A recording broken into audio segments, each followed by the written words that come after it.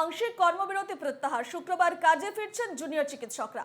বিচারের দাবিতে CGO complex পর্যন্ত মিছিল করে ধর্ণা প্রত্যাহার করবেন তারা, এমনটাই জানিয়েছেন। এবং নিরাপত্তা নিয়ে রাজ্যের নির্দেশিকার পরই সিদ্ধান্ত আন্দোলনকারী জুনিয়র ডাক্তারদের। তবে রাজ্যের নির্দেশিকা কার্যকর না হওয়া পর্যন্ত শুধুমাত্র অত্যাবশ্যকীয় ক্ষেত্রেই কাজে যোগদান। বানভাসী এলাকায় আজ থেকে অভয়া ক্লিনিক জারি করার কথাও জানিয়েছেন জুনিয়র ডাক্তাররা।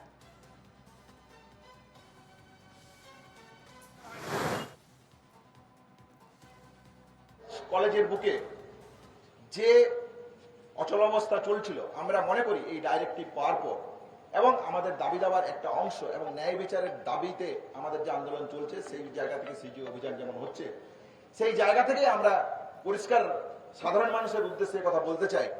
আমরা এসেনশিয়াল সার্ভিস পরিষেবা শনিবার থেকে জুনিয়র ডাক্তারদের পক্ষ থেকে আমরা শুরু করছি। তারপরও এ কথা আমি মনে করিয়ে দিতে চাই, রাজ্য প্রশাসন থেকে শুরু করে সিবিআইয়ের যে তদন্তের গতি প্রকৃতি, সেই জায়গা থেকে আমরা মনে করি আমাদের সুরক্ষা যতক্ষণ না অবধি সুনিশ্চিত হচ্ছে, এই অবস্থান মঞ্চ যেমন কাল সিজিও কমপ্লেক্স অভিযানের মধ্য দিয়ে আমরা শেষ করছি, ঠিক সেই রকমই তথ্যহীন ভাষায় আমি জানিয়ে দিতে চাই রাজ্য প্রশাসনকে, তারা যেন এটা কোনোভাবেই ভেবে না নেয় যে আন্দোলন একটা জায়গায় তারা মিটিয়ে নিতে চাইছে। যে ডিরেক্টিভ এসছে তার মধ্যে কিন্তু খুব সুচারুভাবে এই জিনিসগুলো এড়িয়ে যাওয়া হয়েছে।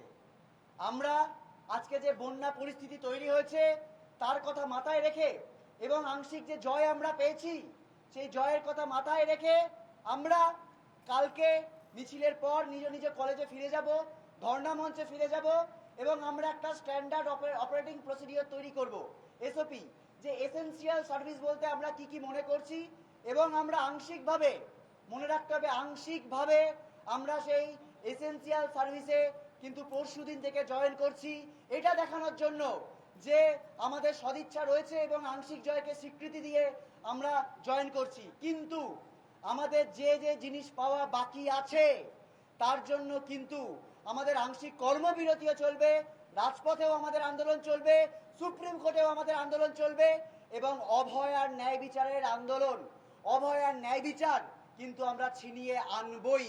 কালকে মিছিলের পর প্রত্যেকটি কলেজে ফিরে যাব, প্রত্যেকটি কলেজে সেই অনুযায়ী ডিপার্টমেন্ট ভিত্তিক আমরা স্ট্যান্ডার্ড অপারেটিং প্রসিডিওর বানাবো, এসওপি বানাবো, যে কোন কোন জায়গায় অত্যন্ত প্রয়োজনীয় এবং মানে অত্যাবশ্যকীয়, ঠিক সেই জায়গাগুলোতে আমরা ফিরবো।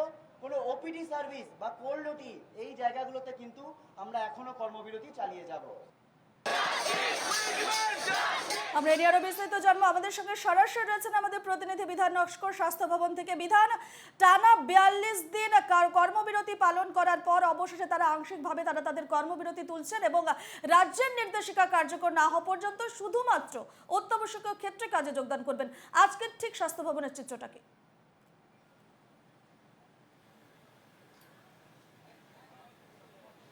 একেবারে দেখো, আরজি করের যে ধর্ষণ এবং খুনের ঘটনা, তারপর থেকেই আন্দোলনের পথে নেমেছিল জুনিয়র চিকিৎসকরা, একেবারে কর্মবিরতিও রেখেছিল। আজকে কর্মবিরতির 42তম দিন এবং স্বাস্থ্য ভবনে তাদের অবস্থান বিক্ষোভ 11তম দিন এবং আজকেই তারা এই আন্দোলন কিন্তু প্রত্যাহার করছে স্বাস্থ্য ভবনের সামনে থেকে। গতকালই সাংবাদিক বৈঠক করে জানিয়েছে, তার কারণ একেবারে রাজ্যের বিভিন্ন জায়গায় টানা বৃষ্টির ফলে কিন্তু বন্যা পরিস্থিতি সৃষ্টি হয়েছে। সেই কারণে বন্যা দুর্গতদের পাশে তারা এবার দাঁড়াতে চায় এবং তারা কিন্তু সাময়িকভাবে এই আন্দোলন তারা প্রত্যাহার করছে। যদিও এর আগে মুখ্যমন্ত্রীর সঙ্গে তাদের যে 5টি দাবি দাবা, সেই দাবি দাবা নিয়ে তারা বৈঠক করেন। যেহেতু কয়েকটি দাবি দাবা লিখিত আকারে আশ্বাস দেওয়া হয়েছিল তাদেরকে মেনে নেওয়া হবে, যদিও সম্পূর্ণ দাবি দেওয়া মেনে নেওয়া হয়নি, সেক্ষেত্রে তারা সাময়িকভাবে এই আন্দোলন তুলে নিচ্ছে এবং তাদের এই স্বাস্থ্য ভবনের সামনে যে আন্দোলন, সেখানে যে সমস্ত খাবার রয়েছে, সমস্ত খাবার সামগ্রিক নিয়ে তারা কিন্তু বন্যা দুর্গতদের পাশে তারা দাঁড়াবেন, ত্রাণ শিবির খুলবেন, পাশাপাশি অভয়া ক্লিনিক খুলবেন তারা।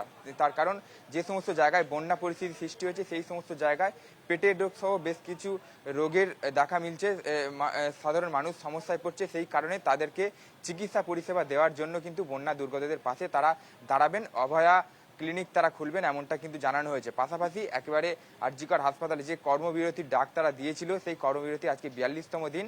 আজকেই তারা সেই গতকালকে তারা জানিয়েছে এই কর্মবিরতি ছেড়ে তারা কিন্তু কাজে ফিরবে। সেক্ষেত্রে তাদের বেশ কিছু শর্ত রয়েছে। শুধুমাত্র এমার্জেন্সি পরিষেবা অর্থাৎ জরুরি পরিষেবা তারা দেবেন, তাও আবার আংশিকভাবে। তাদের একাংশ পরিষেবা দিলে আর একাংশ কিন্তু তারা আন্দোলনে সামিল থাকবে, এই কথা তারা স্পষ্ট করেছে। মূলত তাদের যে দাবি ছিল একেবারে অভয়ার বিচার, অর্থাৎ অভয়ার যারা আসল দোষী তাদেরকে শাস্তি দেওয়া, তারা যতদিন না শাস্তি পাবে বা এছাড়াও তাদের যে 5টি দাবি দাবা রয়েছে, বেশ কয়েকটি মেনে নেওয়া হলেও আরও বেশ কয়েকটি দাবি দাবা তাদের রয়েছে। সেই সম্পূর্ণ দাবি দাবা না মেনে নেওয়া পর্যন্ত তাদের এই আন্দোলন কিন্তু চলবে আরজিকর হাসপাতালে, এমনটা জানিয়েছে।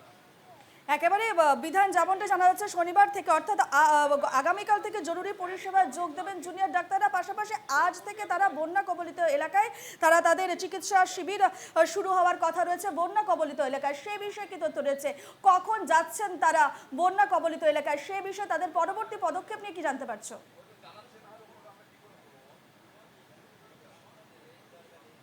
একেবারে দেখো, স্বাস্থ্য ভবনের সামনে তাদের যে অবস্থান বিক্ষোভ চলছে, আন্দোলন চলছে, তারা কিন্তু আজ বিকাল 3টে নাগাদ একেবারে স্বাস্থ্য ভবন থেকে সিজিও কমপ্লেক্স পর্যন্ত একটি মিছিল করবে এবং তারপরেই তারা কিন্তু এই আন্দোলন প্রত্যাহার করবে স্বাস্থ্য ভবনের সামনে থেকে। এবং স্বাস্থ্য ভবনের সামনে তাদের এই আন্দোলনের শিবিরে যে সমস্ত খাবার সামগ্রিক রয়েছে সেই সমস্ত খাবার সামগ্রিক নিয়ে আজ বিকালের পরেই কিন্তু তারা রওনা দেবেন। রাজ্যের যে বিভিন্ন জায়গায় যে বন্যা পরিস্থিতি সৃষ্টি হয়েছে সেই সমস্ত জায়গায় ত্রাণ শিবির খুলবে, পাশাপাশি অভয়া ক্লিনিক খুলবে, এই চিকিৎসা পরিষেবা কিন্তু দেবে। গতকাল তারা সাংবাদিক বৈঠক করে এমনই জানিয়েছিলেন। অর্থাৎ সেই জায়গাতেই কিন্তু তারা বেশ কয়েকটি শর্ত সাপেক্ষে তারা একেবারে আরজিকর হাসপাতালে যে কর্মবিরতি সেই কর্মবিরতি ছেড়ে তারা শুধুমাত্র জরুরি পরিষেবা দেবে, ওপিডি পরিষেবা সহ বেশ কিছু পরিষেবা তারা এই মুহূর্তে দেবেন না, এমনটাই কিন্তু তারা স্পষ্ট করেছে। পরবর্তী সময় তাদের বৈঠক হবে, সেই বৈঠকে কিন্তু সিদ্ধান্ত হবে আগামী তাদের পদক্ষেপ কি হবে তা। বেশ, সেদিকে নজর থাকবে বিধান। যেমনটাই আমরা জানাচ্ছিলাম যে কর্মবিরতি আংশিকভাবে কর্মবিরতি তুলে নিলেন জুনিয়র চিকিৎসকরা এবং সেই খবরে আমাদের নজর থাকবে পরবর্তী সময়ে। আপাতত তোমাকে ধন্যবাদ জানাচ্ছি বিধান।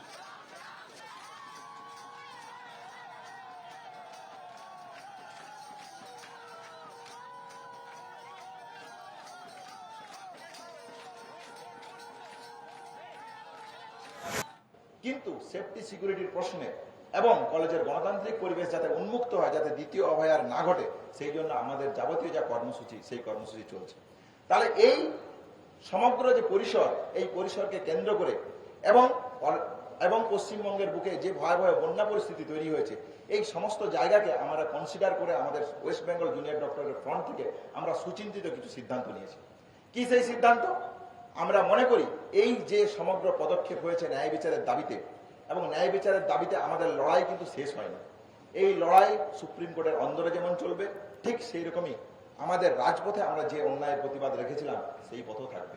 সেই জায়গা থেকেই আমরা কালকে স্বাস্থ্য ভবন থেকে সিজিও কমপ্লেক্স অভিযানের ডাক দিয়েছি বিকেল 3টায়। এরই পাশাপাশি আমরা আমাদের কলেজে সেফটি সিকিউরিটির প্রশ্ন এবং থ্রেড কালচারকে গড়ে তোলা, যে ভয়ের পরিবেশ কলেজ ক্যাম্পাসে গড়ে উঠেছে, আমরা দেখেছি এই ঘটনাগুলো কেন এত জরুরি। আমরা যাতে দ্বিতীয় অভয়া আর কলেজের বুকে কখনো না ঘটতে পারে সেই জন্যই আমরা সেফটি সিকিউরিটির প্রশ্ন রেখেছিলাম। আমরা কলেজের গণতান্ত্রিক পরিবেশ বৃহত্তর করার প্রশ্ন রেখেছিলাম। আমরা শুধুমাত্র একটা ইলেকশন চাইছি বা একটা অ্যাসোসিয়েশন চাইছি এরকম নয়। এই ঘটনা যাতে কলেজের বুকে কোনো রকম ভাবে কোনো দ্বিতীয় অভয়া না ঘটে তার জন্যই এগুলো আমাদের চাওয়া, এগুলো আমাদের পাওয়া, এগুলো আমাদের সুনির্দিষ্ট দাবি। আমরা মনে করি যে কোনো ইনস্টিটিউশনাল 9 অগাস্টের ঘটনা একটা ইনস্টিটিউশনাল মার্ডার বলে আমরা মনে করি। তাহলে যদি আমরা এটা মনেই করি, তাহলে আমরা আমাদের ক্যাম্পাসকে যদি কোনোভাবে সুরক্ষিত করতে না পারি, তাহলে আমরা কিভাবে বলতে পারি যে আমরা দ্বিতীয় ক্ষেত্রে কোনো এই ধরনের ঘটনা ঘটবে না এবং তার ন্যায় বিচারের দাবিতে আমাদেরকে আবার পথে নামতে হবে না। এর এই পাশাপাশি